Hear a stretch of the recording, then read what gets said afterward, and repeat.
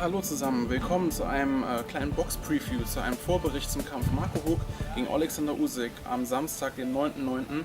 Gucken könnt ihr das Ganze in Deutschland auf Sat.1 oder auf ran.de ab Viertel nach 10 abends. Und können wir kurz über die Kämpfer sagen? Marco Huck kennt man in Deutschland, ist mit Uli Wegner sehr erfolgreich gewesen, ist Weltmeister geworden, hat viele gute Gegner geschlagen, wollte sich vor 2-3 Jahren, glaube ich, selber promoten. Seitdem geht es deutlich bergab mit der Boxtechnik, ganz und gar nicht mehr gut. Und ja, die letzten Kämpfe waren alles andere als gut und schön anzusehen. Wir haben viel Klammerei gesehen, viel runtergedrückt den Gegnern von oben, Overhands geschlagen, unsauberes Boxen. Alexander Usyk hingegen hat zwar erst 12 Profikämpfe, hat davon aber alle gewonnen, 10 davon durch Knockout und hat eine super Amateurkarriere hingelegt. 2012 olympisches Gold im Schwergewicht, 2011 war er Weltmeister bei den Amateuren, 2008 Europameister, also da ist schon ein sehr gefährlicher Mann. Und was kann man über seinen Kampfstil sagen? Also beide sind recht groß, 1,90, Usyk, Huck 1,88. Und ja, er ist ein Fighter, ein Wühler, aber immerhin mit sauberer Technik. Alles wird gerade geschlagen. Er ist Linkshänder, das heißt, die Rechte ist vorn als Rechtsausleger, aber wenn er dann drauf loskämpft und auch teilweise prügelt, immer mit sauberer Technik. Wir sehen wirklich rechts, links, schön gerade geschlagen, so wie es sein sollte. Und ich glaube, dass Huck keine Chance haben wird. Vielleicht überrascht er uns, ich glaube aber eher nicht. Okay, danke fürs Zuschauen. Tschüss.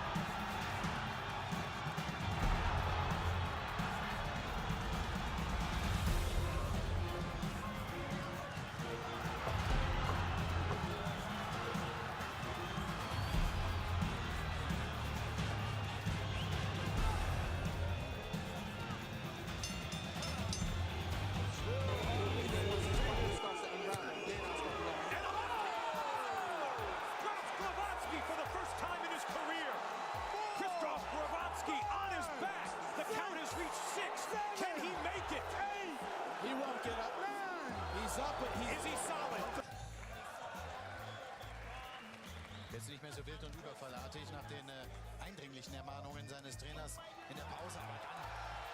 In der Nahdistanz. Ich glaube, das ist der K.O. Marco Huck gegen Alexander Usyk. Es geht um die Super Series, ein Turnier mit vielen verschiedenen Boxern. Und wir fangen mal an, kurz die Kämpfer einmal vorzustellen. Marco Huck, geboren als Muammar Hukic. Ja, Marco Huck ist der Künstlername, eigentlich aus Serbien. Und begonnen hat Marco Huck mit einer sehr guten Karriere unter Uli Wegner bei Team Sauerland. Also er hat schon gute Gegner geboxt und auch wirklich gegen gute Leute gewonnen. Gegen Steve Cunningham gab es eine Niederlage, aber ansonsten sind noch ein paar andere gute Boxer, die er auch geschlagen hat, unter anderem Ola Afolabi mehrmals, Brian Minto, Dennis Lebedev, Hugo Hernan-Garay, auch kein Niemand, hat er auch geschlagen. Und hier für mich einer seiner besten Kämpfe als im Schwergewicht gegen Povetkin, ja, meiner Meinung nach ein bisschen betrogen wurde. Ein Punktrichter hat unentschieden gegeben, die anderen beiden für Povetkin. Ich habe es ein bisschen anders gesehen, das war auf jeden Fall ausgeglichen. Gegen Firat Arslan gab es 2 spannende Kämpfe. Einmal knapp Unanimous Decision, knapp nach Punkten gewonnen. Hätte man auch anders ausgeben können. Und im zweiten hat er dann kompromisslos den TKO in Runde 6 geschafft. Ja, dann hat er sich von Uli Wegner getrennt, meiner Meinung nach ein großer Fehler. Wollte sich selber promoten, hat dann gegen Krzysztof Glowacki eigentlich ja einen mittelmäßigen Kampf, sagen wir mal so, abgeliefert. Ist dann in der 11. Runde K.O. gegangen und hat den Kampf verloren. Hat danach nochmal gegen Ola Afolabi gewonnen. Und ja, sein letzter Kampf, den ich natürlich auch geguckt habe, gegen Maris Bridis. Ja, was soll ich dazu sagen? Es war wirklich nicht gut, gar nicht gut. Technisch wirklich katastrophal. Er hat sich den Gegner versucht immer hinzustellen und dann mit der rechten irgendwie von der Seite oder auf den Hinterkopf zu schlagen. Also keine feine Technik, kein schönes Boxen, hat da ganz deutlich zu Recht auch verloren. Dann kommen wir einmal zu dem Gegner. Alexander Usyk hat zwar erst 12 Profikämpfe, die hat er natürlich alle gewonnen und davon 10 KOs. Und ja, fangen wir erstmal an mit der Amateurkarriere.